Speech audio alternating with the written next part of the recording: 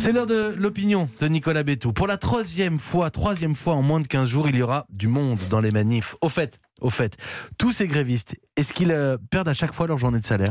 Alors la règle, c'est pas de travail, pas de salaire, mais c'est vrai que pendant des décennies, cette règle a été ignorée, en particulier dans les entreprises publiques. Payer les jours de grève, ça faisait partie des protocoles classiques de sortie de crise et l'État lâchait chaque fois que derrière le conflit social se jouait une crise politique.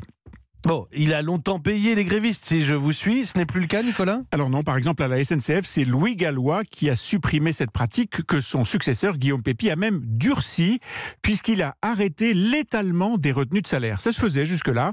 Pour ne pas trop impacter les fins de mois des grévistes, la direction acceptait, en sortie de crise, de lisser sur plusieurs mois les pertes de pouvoir d'achat. Mais ça, me dit-on, c'est terminé. La maison ne fait plus crédit, disait drôlement Guillaume Pepy à ses troupes, de même que les jours de grève ne peuvent plus être transformés en RTT et que l'entreprise ne règle plus non plus les cotisations retraite de tous ces grévistes. Sauf qu'il semble que les agents SNCF aient touché un 13e mois fin de novembre. Alors oui, mais c'est pas tout à fait un 13e mois. Leur statut prévoit qu'ils touchent une PFA, une prime de fin d'année qui correspond grosso modo à un mois de salaire. Bon, jusque-là, rien à redire. Le problème, c'est que cette prime est versée aux alentours du 15 décembre. Ben oui, en ce moment, en pleine grève, bonjour le signal, les grévistes qui plantent les transports depuis près de 15 jours reçoivent ces jours-ci une prime, et sans la moindre retenue, ce qui est assez irréel. Et les syndicats, ils puisent dans une cagnotte de grève? Alors oui, ces cagnottes de grève, ces caisses de grève existent à côté de celles qui sont traditionnellement lancées par les piquets de grève ou sur Internet. C'est la CFDT qui a la caisse la plus cossue. On dit qu'elle dépasse les 120 millions d'euros,